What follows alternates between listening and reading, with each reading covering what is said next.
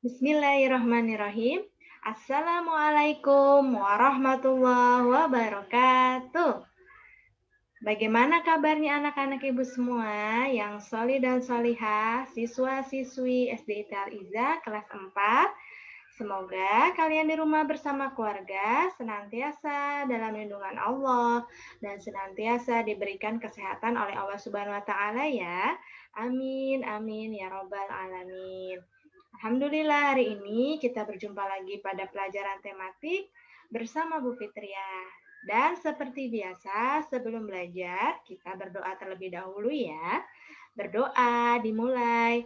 Bismillahirrahmanirrahim. Allahumma ftah lana hikmataka wansyur alaina rahmataka min khadaini rahmatika ya arhamar rahimin. Rabbi zidni ilma warzuqni fahma. Allahumma la sahla illa ma ja'altahu sahla wa anta taj'alul hazna idza syi'ta sahla. Amin.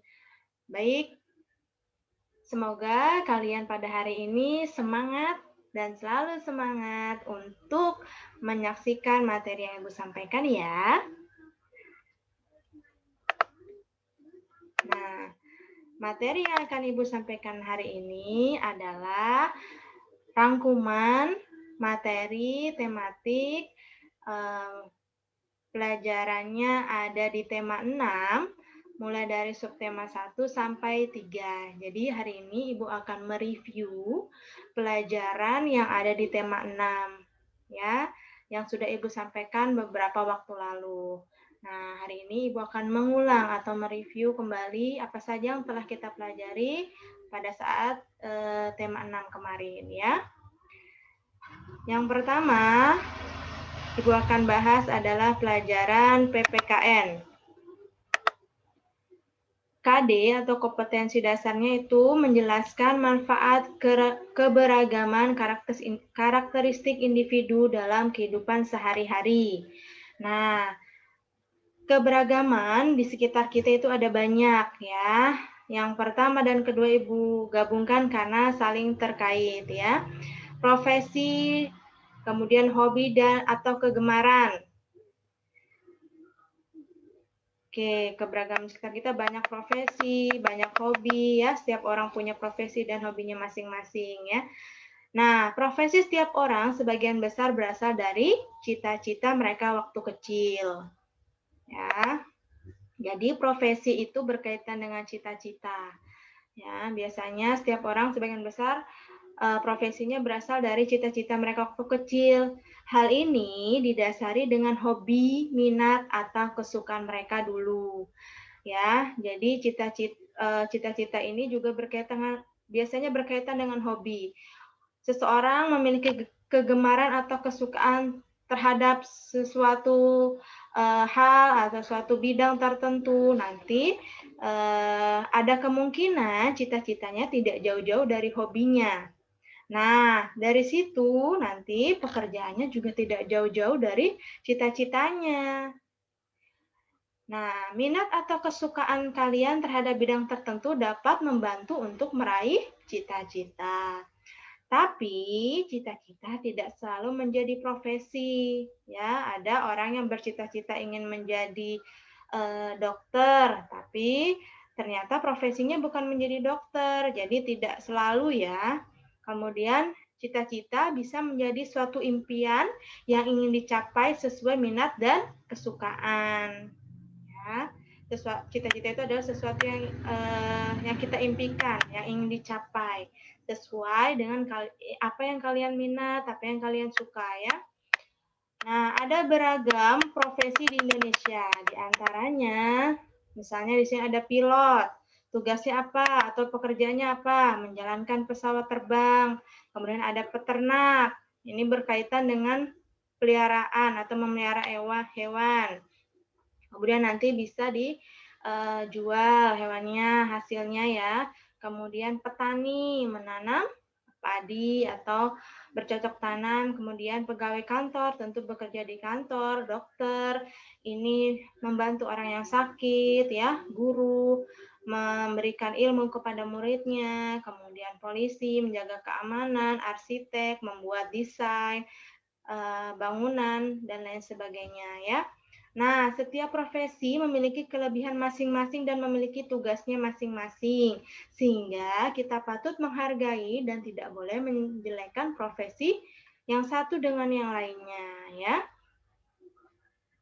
Kemudian di sini ada manfaat cita-cita. Apa manfaat cita-cita?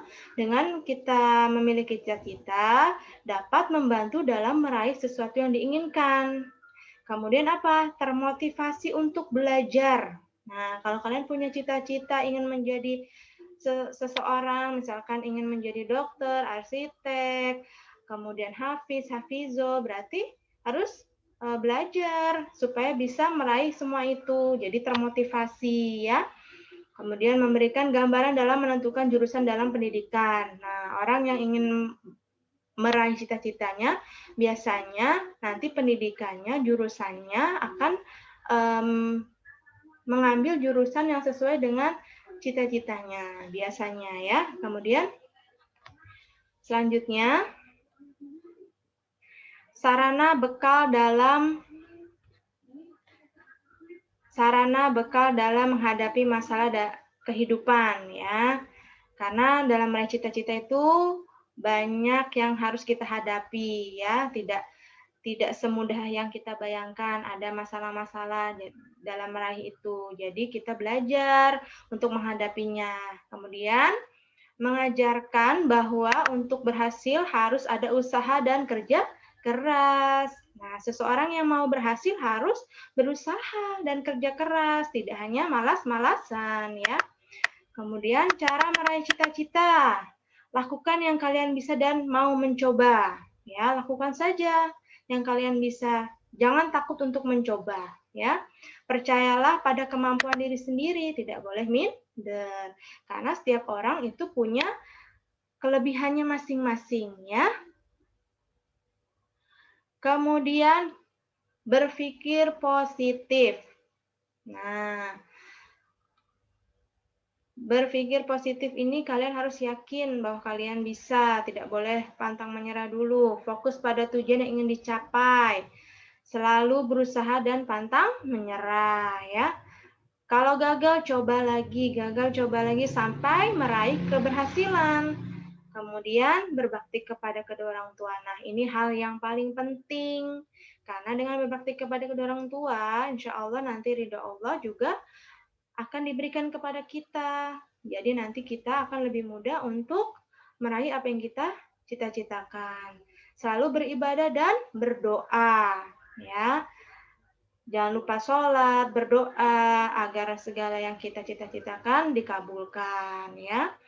Kemudian berikut adalah contoh beberapa orang sukses yang sebelumnya gagal dan beberapa orang yang gigih dalam mencapai cita-citanya, ya. Nah, di sini ada beberapa contoh orang-orang yang dulunya sukses. Jadi orang sukses itu sebenarnya mereka berjuang dulu sebelum mencapai suksesnya. Dulu mereka mengalami kegagalan, kemudian mereka bangkit, mereka berusaha lagi sampai akhirnya menjadi orang yang sukses. Nah, di sini contohnya ada J.K. Rowling. Nah, ini beliau adalah seorang penulis fenomenal, yaitu penulis novel Harry Potter kalau kalian tahu ya, yang difilmkan. Kemudian ada Michael Jordan, ini atlet basket. Kemudian Thomas Alva Edison, ini penemu lampu listrik.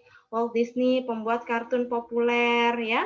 Kemudian ada dari Indonesia, ada Gajah Mada, ini adalah tokoh dari Kerajaan Majapahit yang ingin menyatukan Nusantara yang terkenal dengan Sumpah Palapanya ya.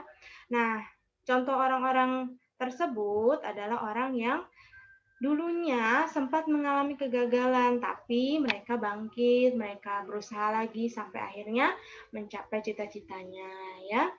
Kalau mau lebih lengkap kisahnya, kalian bisa lihat di halaman buku paket tematik tema 6, halaman 36 sampai 39 ya. Kemudian keberagaman yang ada di Indonesia selanjutnya adalah suku, ras, dan budaya.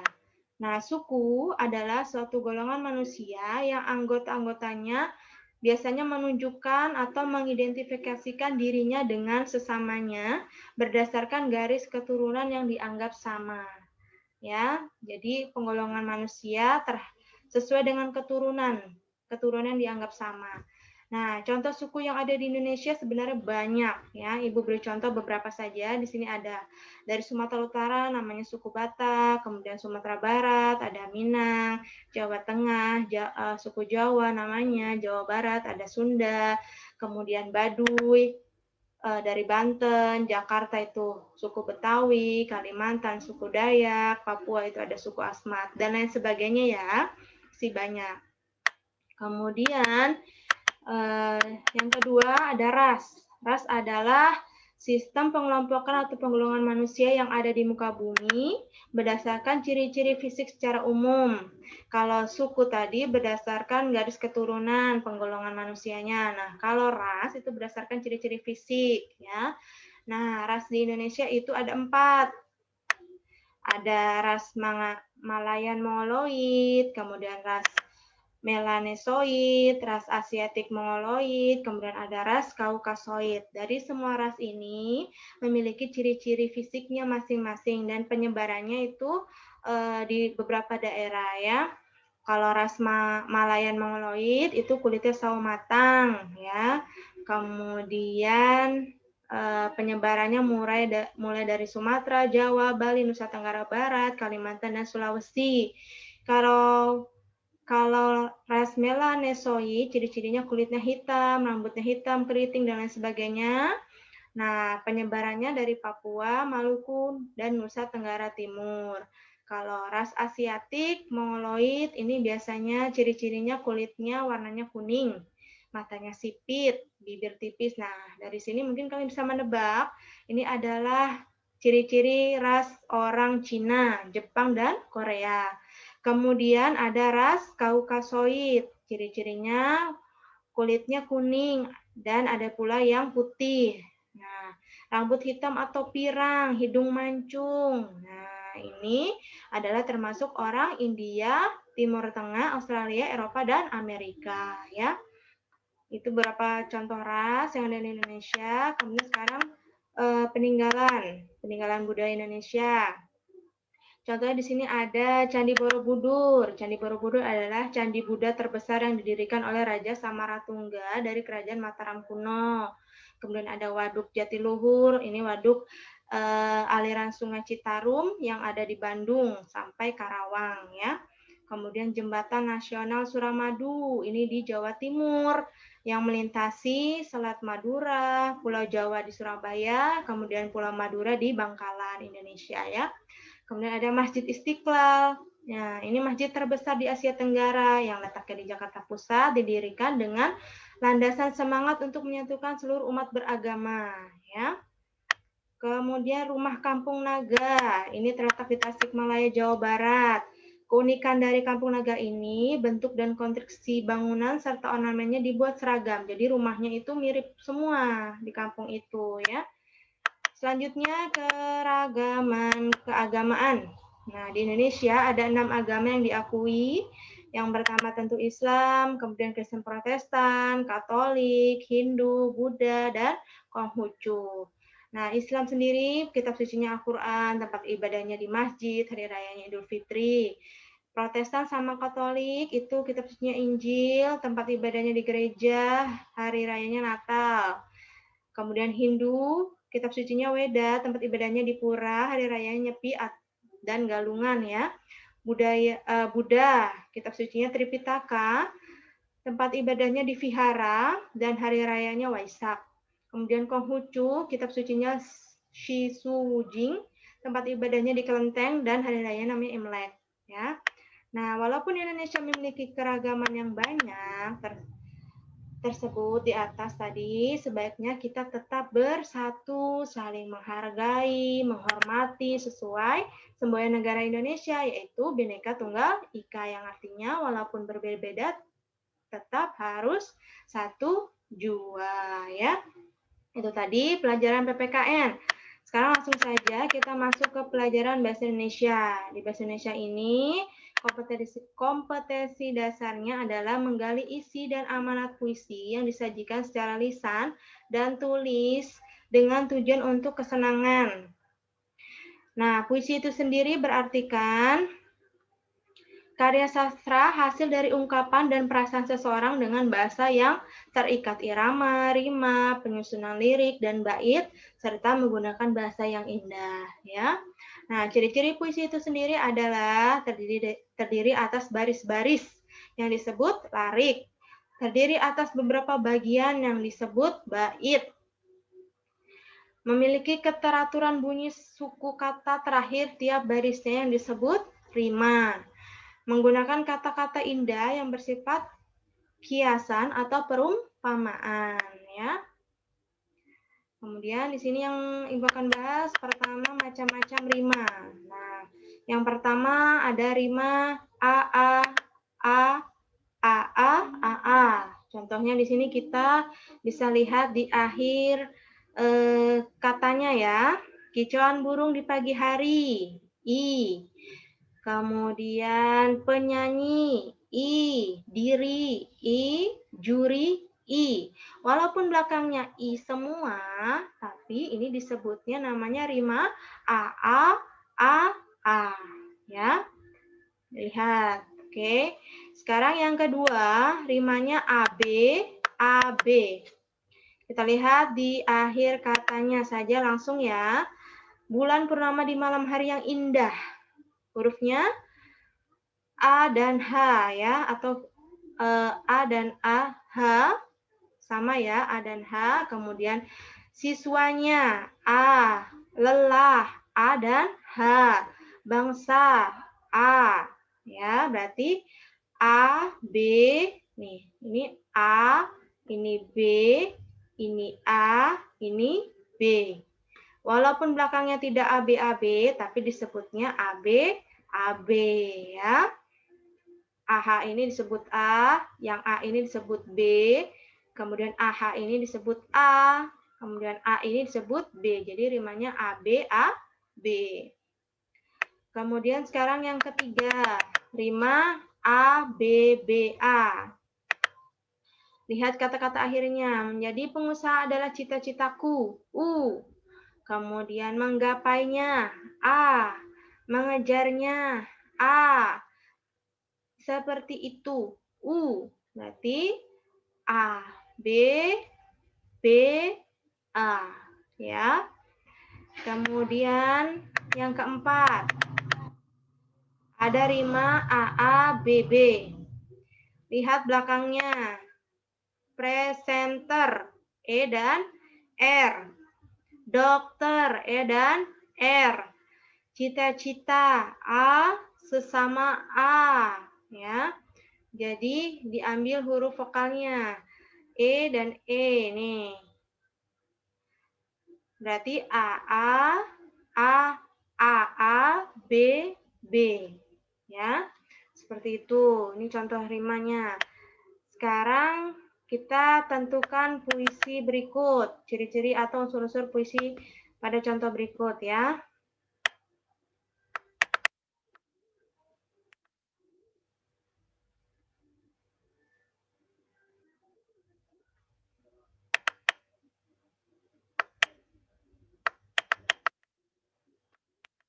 Nah, kalian juga bisa lihat ini di halaman 16 sampai 17 ya, menentukan ciri-ciri puisi.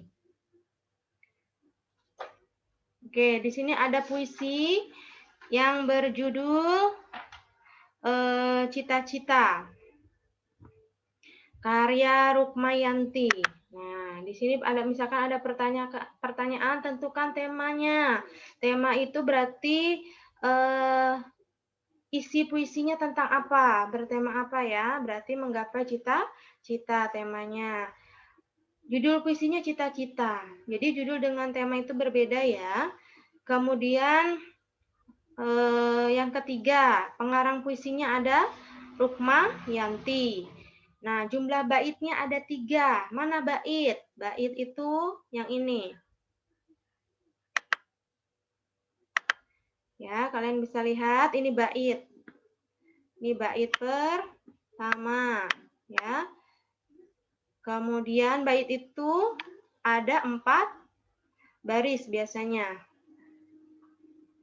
Ya, kemudian ini yang kedua. Ya.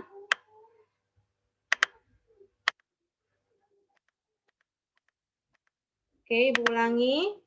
Bait yang pertama ini ya. Ini bait pertama. Kemudian ini bait kedua. Ini bait ketiga. Berarti jumlahnya ada 3 bait ya.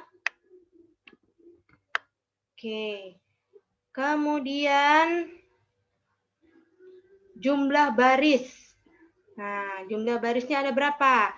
Ini namanya baris ya. 1, 2, 3, 4. Ada 4 baris di setiap bait. Nah, sekarang rima. Pada bait pertama kita perhatikan rimanya. Langsung saja lihat kalimat atau kata akhirnya ya. Biasa, hurufnya A. Kemudian belajar, hurufnya A dan R. Ya. Kemudian cita-cita, A. Kemudian lihat huruf vokalnya ya. A juga sama. Berarti bait pertama rimanya adalah AA, AA. Sama, penyebutannya AAA juga. Sekarang bait kedua. Perhatikan.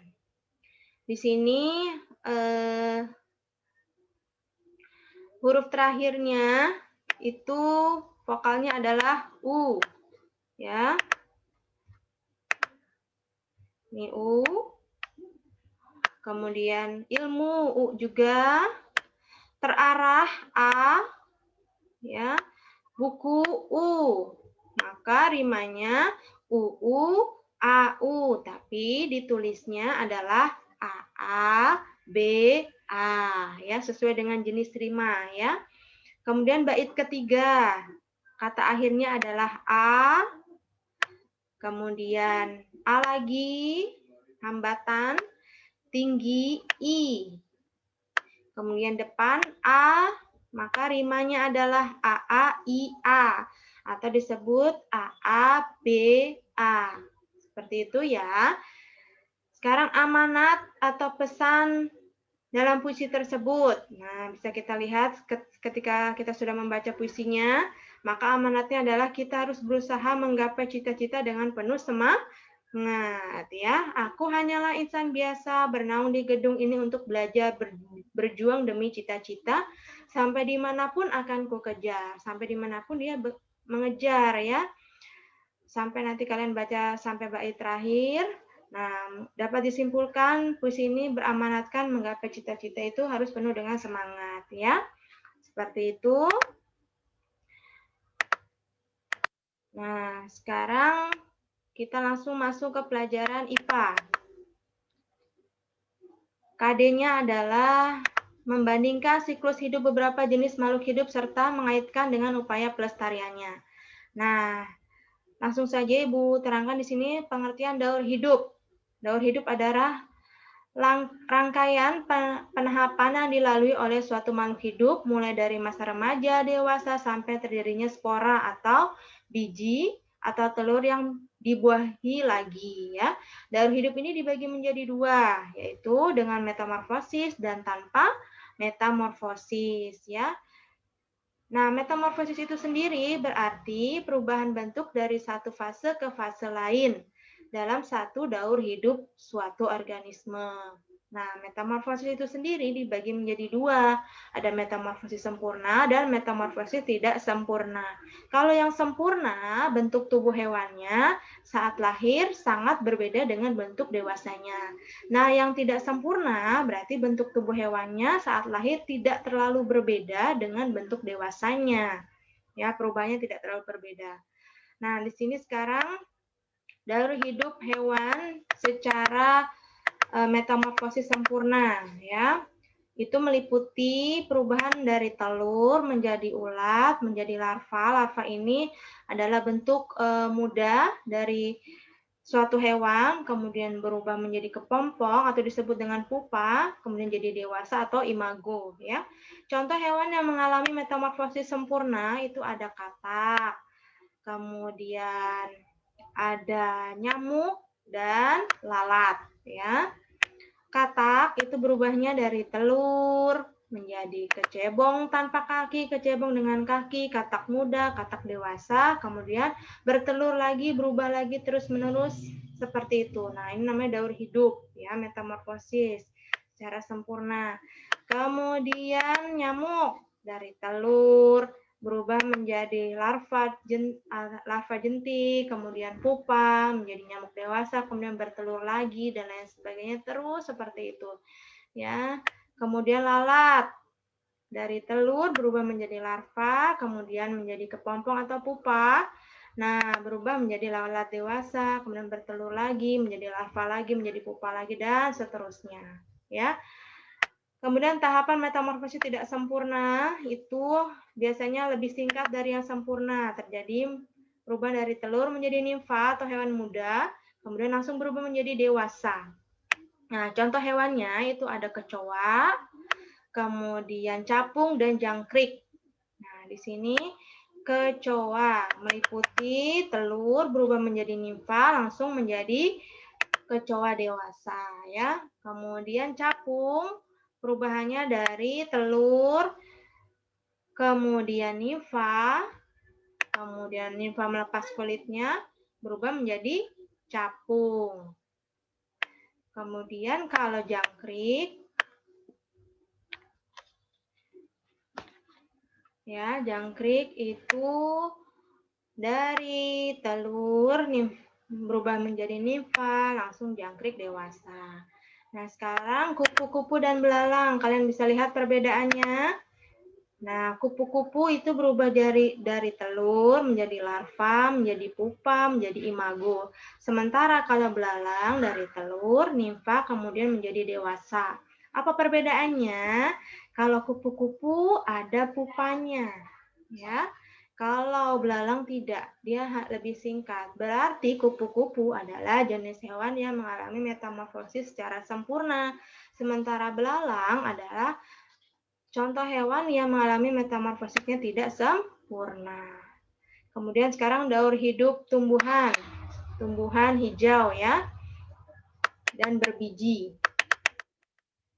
Nah, kalian bisa lihat di sini perubahannya itu dari biji menjadi tunas. Tunas sudah mulai tumbuh akar kecil sekali ya. Kemudian menjadi kecambah. Kecambah itu mulai tumbuh sedikit hijaunya. Kemudian akarnya lebih banyak ya. Kemudian tumbuhan muda. Nah, mulai tumbuh daun kecil-kecil ya. Kemudian menjadi tumbuhan dewasa. Tumbuhan dewasa ini daunnya sudah mulai banyak dan sudah mulai tinggi ya. Nah, dari banyaknya daun ini biasanya akan terjadi proses namanya fotosintesis.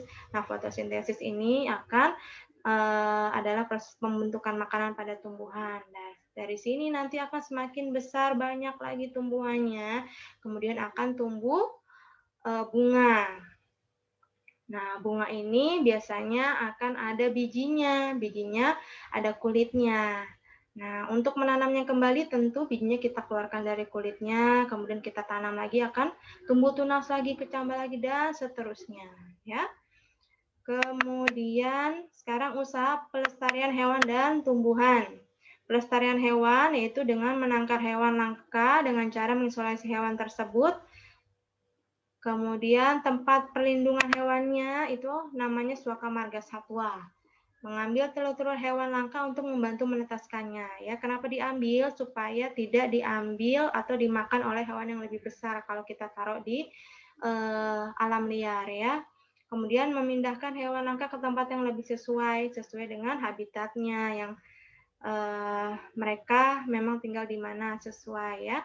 Kemudian membuat undang-undang perburuan ya, agar siapa yang memburu itu bisa ditindaklanjuti dengan hukuman yang sudah dibuat undang-undangnya, menindak tegas para pelanggar dengan memberi sanksi hukum sesuai hukum yang berlaku ya.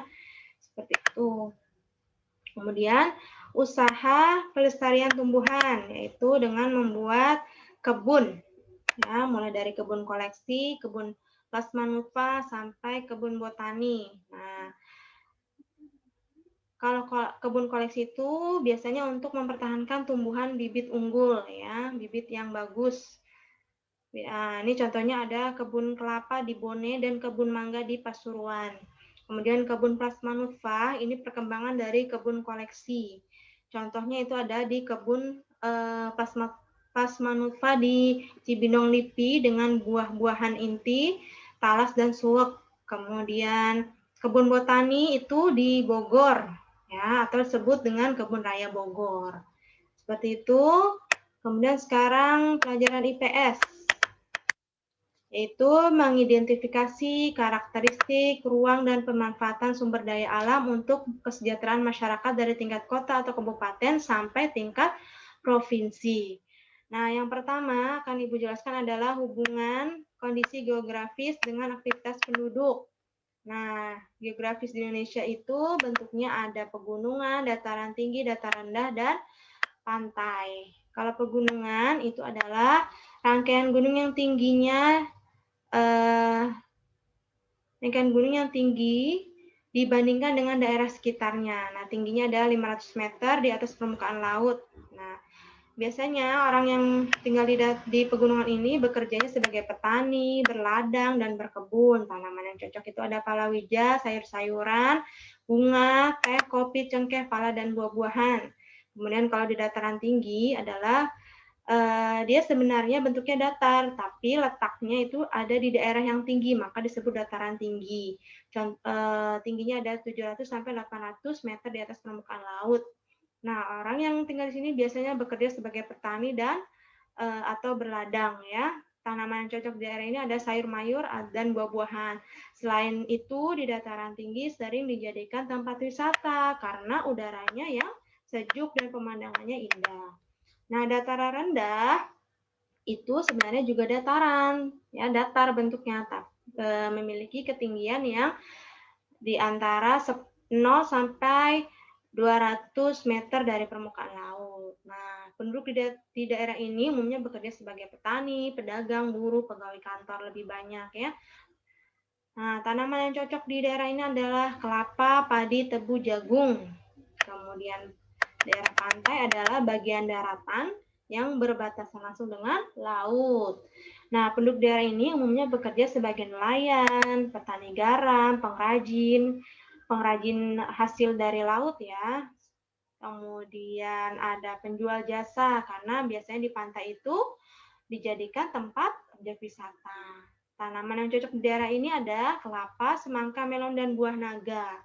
Nah, selain jadi tempat wisata, di pantai juga bisa dibuat tambak ikan, ya. Sekarang pemanfaatan sumber daya alam. Ibu sudah pernah sampaikan beberapa kali untuk materi sumber daya alam ini. Sumber daya alam itu dibagi menjadi dua, ada yang terbarukan dan tidak terbarukan. Kalau yang terbarukan tentu dia tidak akan habis walaupun digunakan berkali-kali, ya. Kalau yang tidak terbarukan, dia akan habis ketika digunakan terus-menerus, misalnya barang tambang. Nah, contoh dari sumber daya alam yang terbarukan itu ada dua, sumber daya hayati dan non-hayati. Kalau yang hayati, biasanya dia mencakup makhluk hidup, hewan, dan tumbuhan. Nah, kalau yang non-hayati itu tanah, air, udara, dan sinar matahari, ya.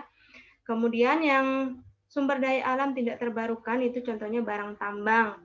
Dibagi menjadi tiga barang tambang itu, ada tambang mineral logam, kemudian bukan logam, dan sebagai sumber energi.